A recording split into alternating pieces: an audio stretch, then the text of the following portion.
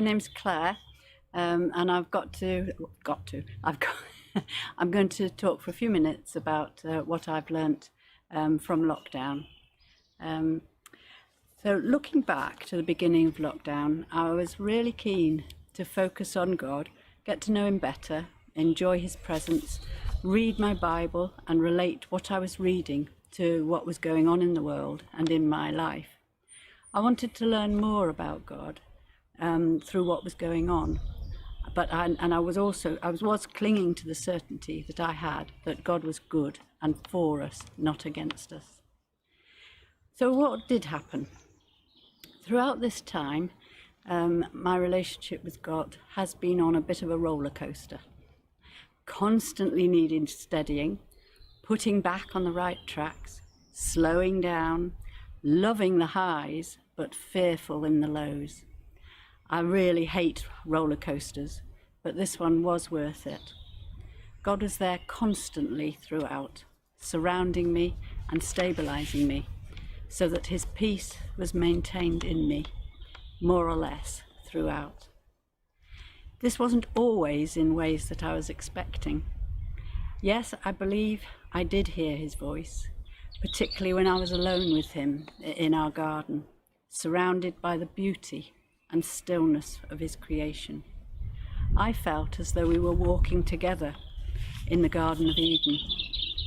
I love the description in Genesis of God creating this magnificent but homely garden for the enjoyment of mankind and His creation. It filled me with an indescribable reassurance of His love and confirmed to me that I, although unworthy, had been made in His image. We both enjoyed the same pastime. It fed my soul and made me want to praise God with thankfulness for creating such beauty. But like everybody else, I could not believe how quickly the whole world was thrown into this time of utter turmoil and change. I was enlivened by it, if the truth be told. Maybe this was the time of Jesus' return, and I was going to see it. I tried to see everything with a spiritual eye. Was this revelation happening in my lifetime? I saw the fragility of life and valued it more, and wanted others to see it as well, particularly my prodigals, so that they would turn and pray. It was the time of harvest, if I prayed as Paul preached from Luke 10. I wanted answers to so many questions during this difficult time, and sometimes my frustration in not seeming to get any answers overspilled and gave entry to the devil's lies, and my mind wobbled, and I did doubt for a bit.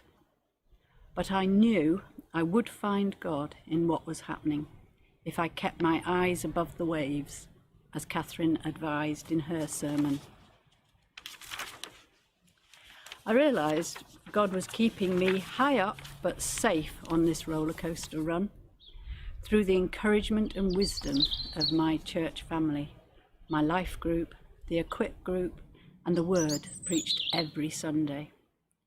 Shane, preaching from Philippians 2 verses 1 to 18, spoke about us being in the difficult time between D-Day and VE Day. We had the victory, but we had to work at hanging on in there until we could actually grasp it. That made complete sense and was a big encouragement. The faithfulness and hard work of the church leaders and helpers amazed me and built up my faith as they battled with new technology to bring the church services to my own home. What a privilege. If anyone has not heard the Blessing song sung on YouTube, please do listen to it. Many times over the weeks, this has uplifted me and blessed me again. So on this roller coaster, I have learnt to be thankful to both God and to my church family. I've learnt to trust that God does know what He is doing. He did not cause these truly difficult times. I must play my part as God guides me, and I must be willing to focus my life and sight on Jesus. So, from Numbers 6:24 to 26, may the Lord bless us and keep us. The Lord make his face shine upon us and be gracious to us. May the Lord turn his face towards us and give us peace. Thank you. That's the Bible. Thank you. Hi, I'm Rachel, and my lesson from lockdown is find your way to witness. Back in March, we were called to a National Day of Prayer and Action. Amongst other things, we were asked to light a candle at 7 o'clock in the evening and put it in our window as a sign of our faith and our hope in God, and that he was going to see us through these troubled times. And I did that. I put the candle in the window, and then I thought, well, why am I only doing this for one evening?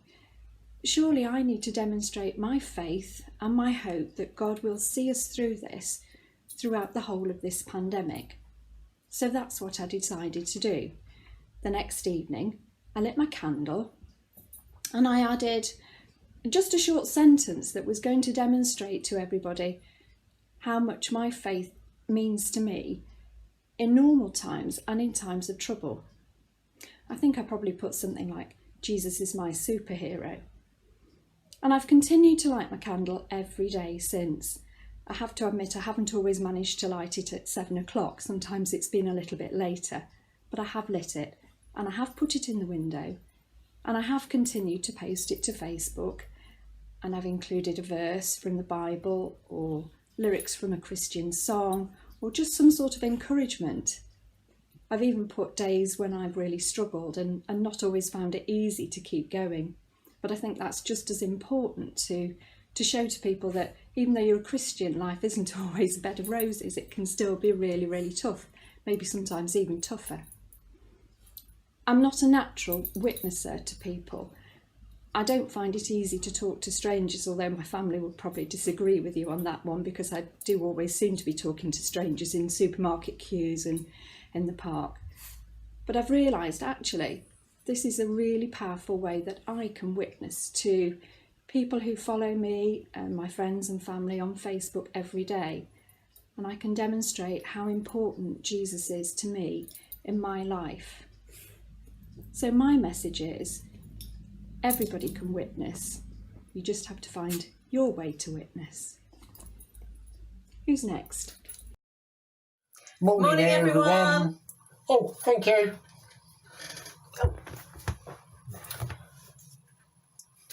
During this time, I've really valued having more time with God. I've always wanted to go to Spring Harvest, but never managed it. So this year, when we could do it from home, we thought, what a great idea. Yeah. What a real opportunity. We found the worship and teaching were brilliant, even to the point of buying the book. Yeah, we didn't get the t-shirt. No. Unleashed is all about the early church being empowered by the Holy Spirit to be unleashed to share Jesus by their words, works, and by wonders. I wanted God to empower me to be unleashed in a new and an exciting way, breaking the chains that hold me back from speaking freely about him. Then my dad became very seriously ill, and we thought we might lose him. We couldn't go and see him and felt powerless, but God impressed on my heart the verse Psalm 46:10, be still and know that I am God. To be honest, that's all I could do, leaving it all to him and but he gave me such peace during this time.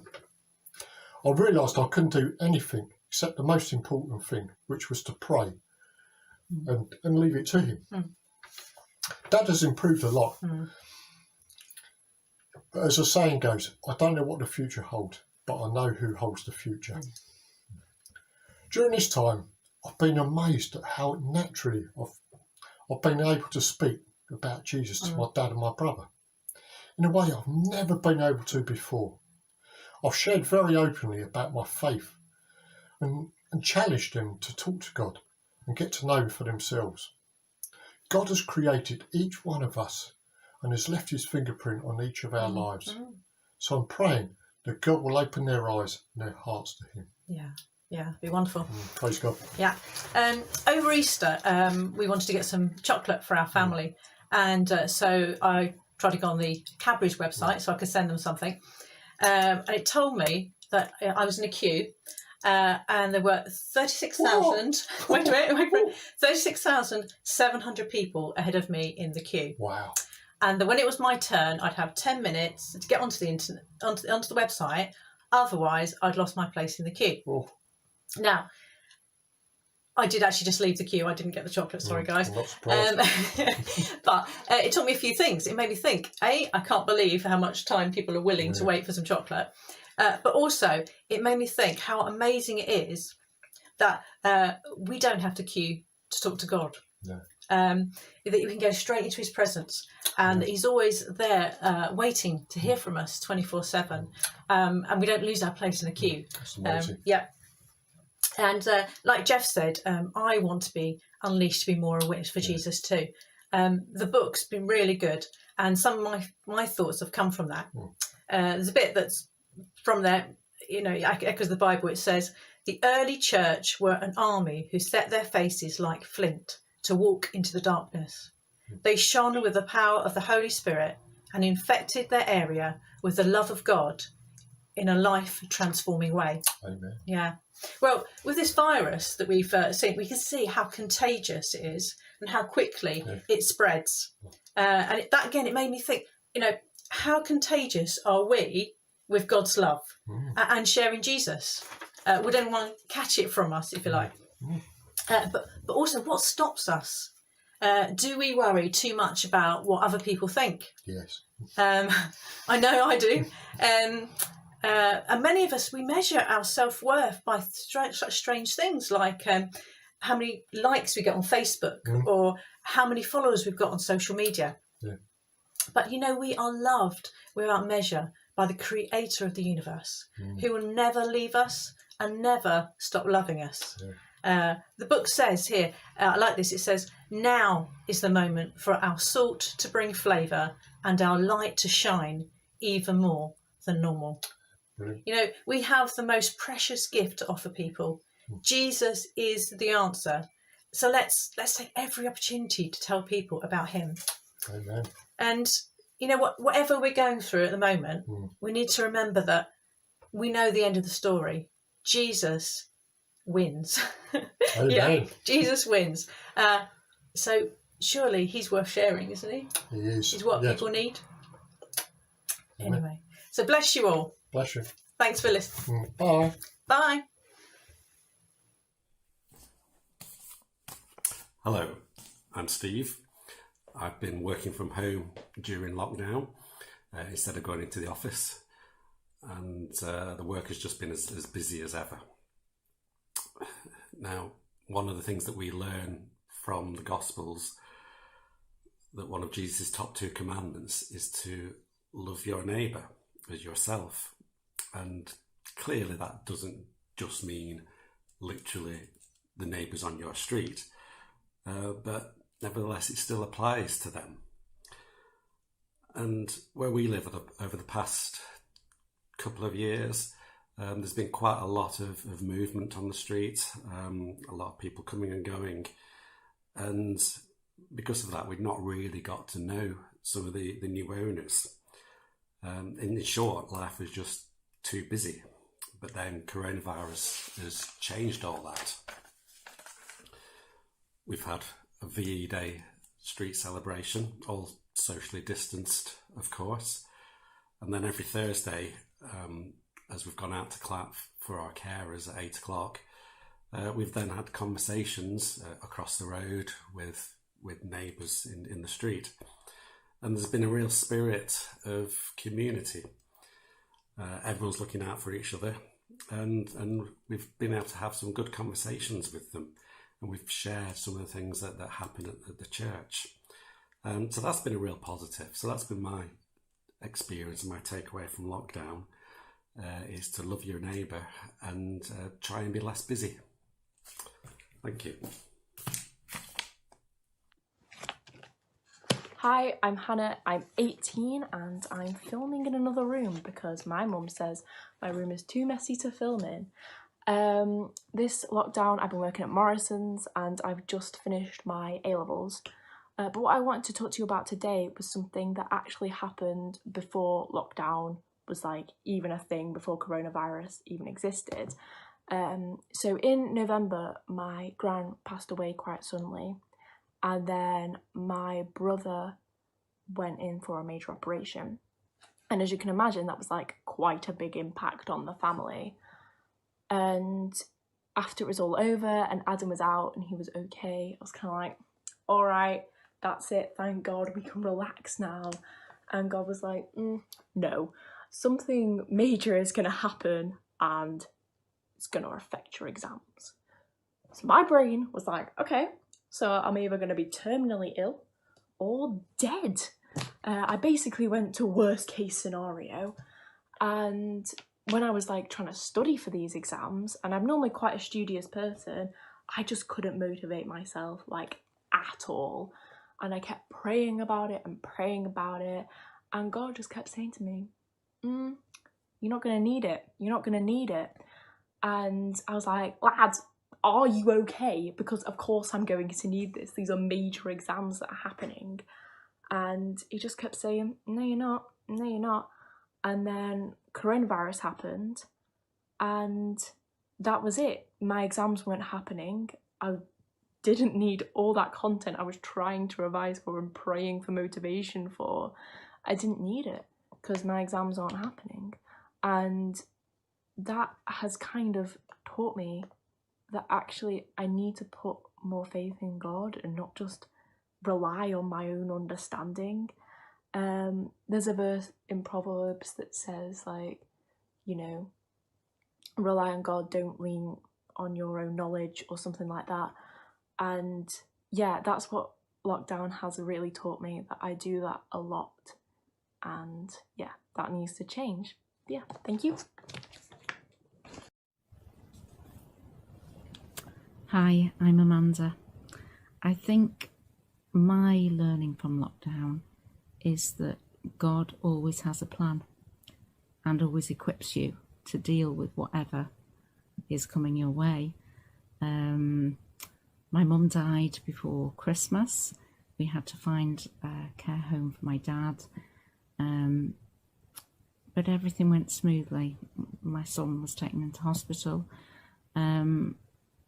All happened at the same time with Ofsted right in the middle of it all. For anybody who's a teacher will know exactly what that's like.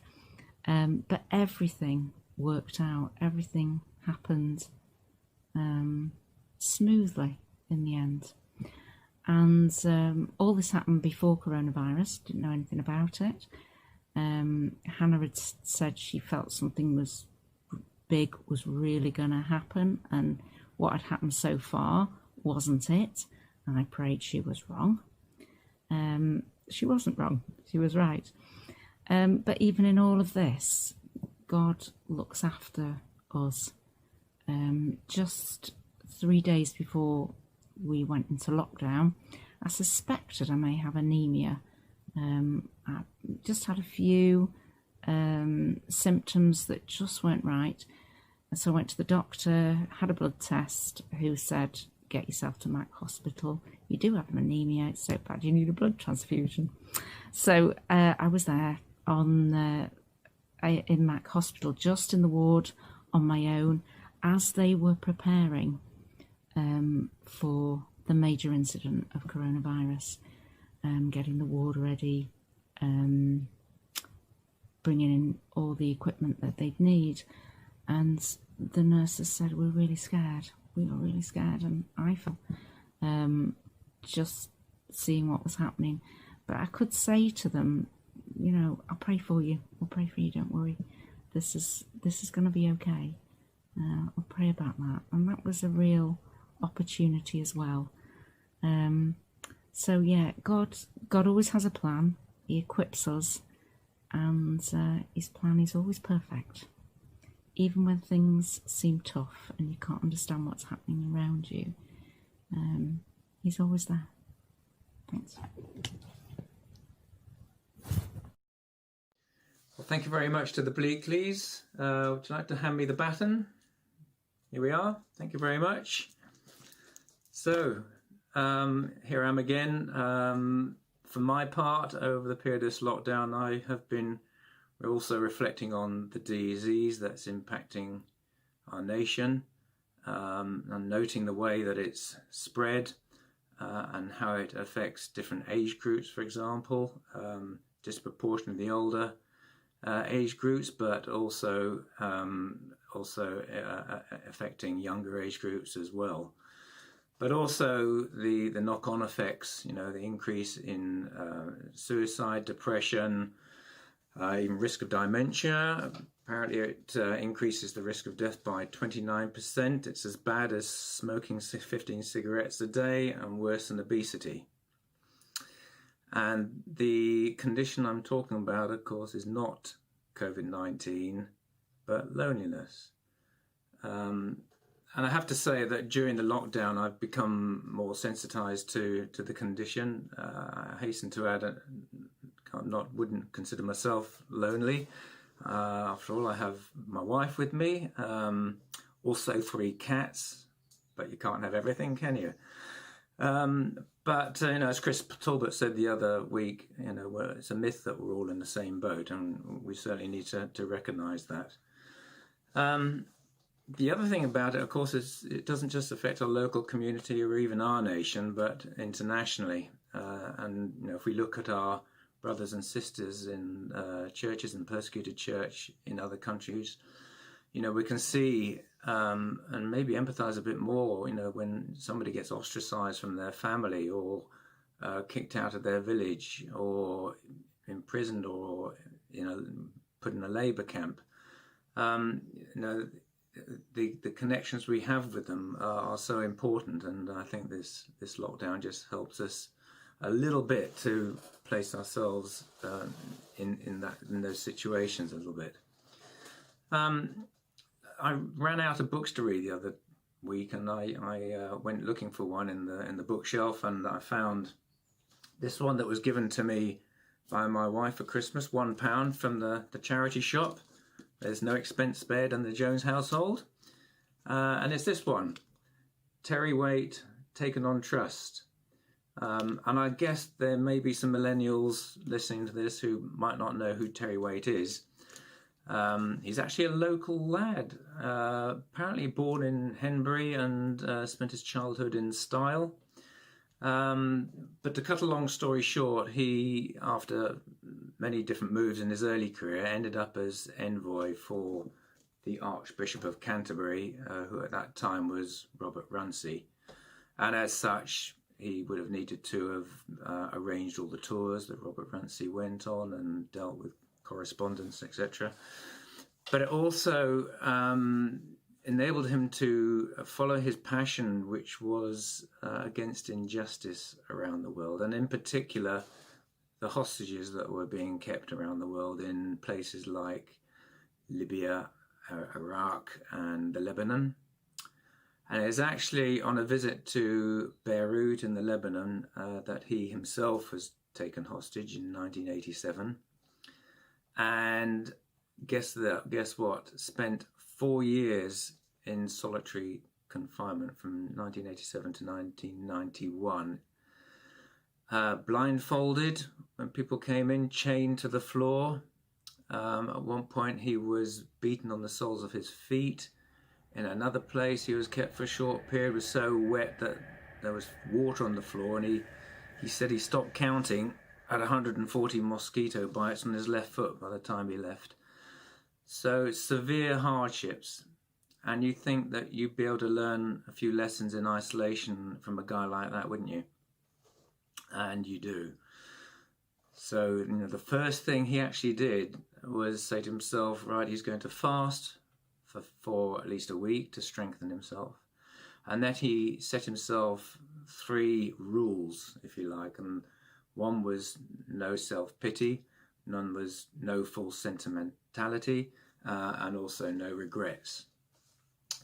But it was obviously extremely tough. And what came across to me most strongly was the brutal honesty that he brought to himself. You know, what he was doing was starting to write a review of his life.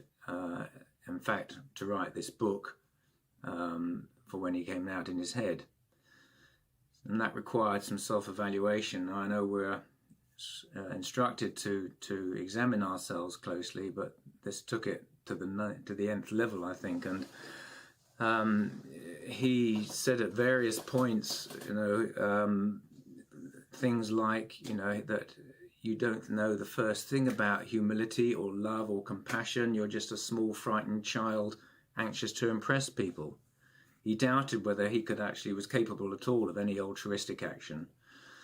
And whilst he did care about others, you know, he also cared about himself, his reputation and his pride and his desire to succeed. So, as I say, brutally honest with himself.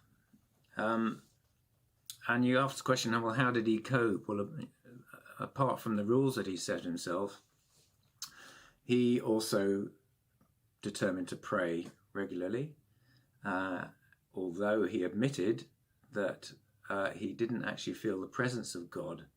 He regretted having to write that, but that's how it was. And he kept on asking for books and Bible and a prayer book. And eventually, a long way down the road, this prayer book turned up. And when he took the blindfold off, it was a white prayer book. And when he opened it up, inside was the signature of the Bishop of New York. And it was the very same Bible that he had taken from New York, from the Archbishop of New York, to the hostages in Lebanon long before he himself became a hostage, which was quite an incredible thing to read. In all that, as I say, he continued to pray, and what he said, when he's got some really low points, he had a glimmer of hope remained, and the words in Hebrews came to mind, that faith is being sure of what we hope for and certain of what we do not see. And he also drew inspiration from Christ's experience, that he could know in some small way the utter desolation that Christ faced and his steadfast courage in meeting that. Eventually, he was released and returned to England. And about a week after he returned, he recalled the words that were written on the wall of a cellar where a victim of Hitler's persecution hid and died. And you may know this. It was written, "I believe in the sun, even when it is not shining. I believe in love when feeling is not. I believe in God, even if he is silent." Which is, grounding, What can we learn? Well, we don't need to reinvent the wheel, because our brothers and sisters in the persecuted church have actually have five lessons in isolation from the persecuted church. It's in the latest Open Doors magazine, and I felt this was very helpful. And I'll just be very brief about this, but because you can look it up yourselves. The first one is all scripturally based, from John 17:20 to 21. And a reminder that we belong to a family that helps each other. And it's just fantastic to see the way people are helping each other in very practical ways. Number 2 is from Hebrews 12:1, reminding us we are not alone. And praying for one another is actually a great source of encouragement. Of course, talking to our prodigals. I know it's for me myself, it's challenging. I'm not the world's greatest communicator, and I have been challenged in making sure I pick up the phone or WhatsApp my friends and family more than I had been before the lockdown.